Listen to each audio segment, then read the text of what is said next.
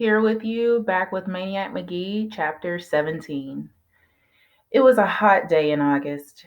It was so hot, if you stood still too long in the vacant lot, the sun bouncing off a chunk of broken glass or metal could fry a patch on your hide. So hot, if you were packing candy, you had soup in your pocket by 2 o'clock. So hot, the dogs were tripping on their own tongues.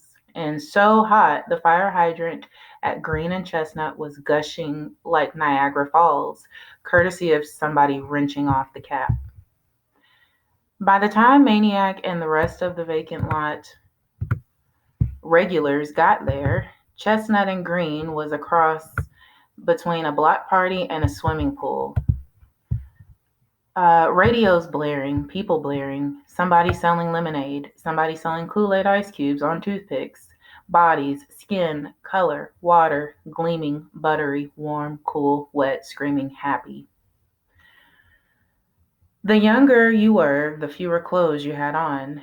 Grown-ups sat on the sidewalk and dangled their bare feet in the running gutters. Teenagers stripped down to their bathing suits and cutoffs. Little kids, underwear. Littlest kids, nothing. Maniac danced and pranced and screamed with the rest. He learned how to jump in front of the gusher and let it propel him halfway across the street. He joined in a snake dance. He got goofy. He drenched himself in all the wet and warm and happy. When he first heard the voice, he didn't think much of it. Just one voice in hundreds. But then the other voices were falling away in bunches until only this one was left.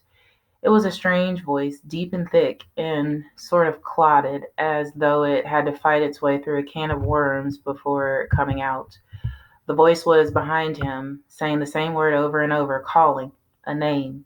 And even then, Maniac turned only because he was curious, wondering whatever everybody was staring at. But when he saw the brown finger pointed at him, not a speck of icing on it, and the brown arm that aimed it and the brown face behind it, he knew the name was coming out of a can of worm's mouth was his, Whitey, and it surprised him that he knew. He just stood there, blinking through the water-drop sun blur, the hydrant gusher smacking his thin bare ankles. The radios, the people were silent. "You move on now, Whitey," the man said. "You pick up your gear and move on out. Time to go home. Now." The man was close enough to be catching some water around his shoes, which Maniac noticed were actually slippers. His pants were baggy, and his shirt wasn't really a shirt, but a pajama top covered with high-tailed roosters. White hair curled around his ears.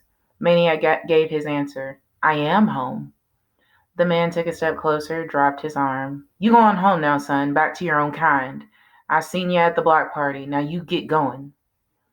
Maniac stepped out of the gusher. The water roared onto the opposite curve. "This is where I live. I live right down there." He pointed towards Sycamore. The man didn't seem to notice. "Never enough, is it, Whitey? You just want more and more. Won't even leave us our own little water in the street. Come on down to see Bojangles. Come to the zoo. Come on to the zoo. The monkey house." He must just be hard of hearing, Maniac thought, so he called it out really loud and slowly and pointed again. "I live at 728 Sycamore. I do." The old man stepped closer.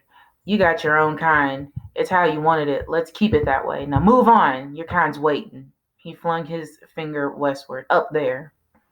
Suddenly Hester and Lester were by Maniac's side, barking at the man. "Leave him alone, old rag picker. You shut up." And the man was croaking, ranting, not to Maniac now, but to the people. "What happens when we go over there? Black is black, white is white. The sheep lie not with the lion. The sheep knows his own kind." A woman was rushing in, then pulling him away up the street. "Our own kind, our own kind." The water thundered across the silent street. Maniac, who was one of the world's greatest sleepers, didn't sleep well that night or the next.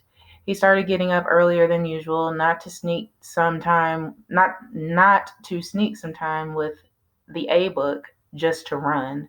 Bow Wow wasn't even ready for his morning pee yet, but he went along. Usually Maniac jogged around the East End. Now he did the whole town, plus over the river to Bridgeport. By the third day, Bow Wow refused to go along. One morning, as Maniac was heading home, Hester and Lester came running up Sycamore. Maniac, come on, we're going to run too. Let's go that way. They tried to turn him around, but he told them to just hold on a minute. He wanted to stop by home for a quick drink. Then he'd go running with them. They kept yelling and tugging and pushing and grabbing his legs, and then Amanda was pedaling frantically up to him, slapping on a quick smile and gasping. Hey, I'm going to the store. Want to come along? Maniac checked the sun. It was hardly up to the second stories. Stores aren't open yet, he said. Amanda just gawked. She was a rotten liar, Maniac knew. He shook loose from the little ones and trotted on. He didn't know what, but something was wrong. The little ones jabbered and screeched and grabbed. He ran faster, faster. Mrs. Beale was out front with the yellow bucket, soap suds spilling over the brim, a stiff bristle brush in her hand. She scrubbed the house, the brick wall, scrubbing furiously at the chalk, grunting with effort, her cheeks wet. He had been way too early, way too fast. Only the F had been scrubbed away. The rest was quite easy to read. The tall yellow letters, the same color as the scrub bucket. Ishbelly, go home. That's Maniac Magee, chapter 17.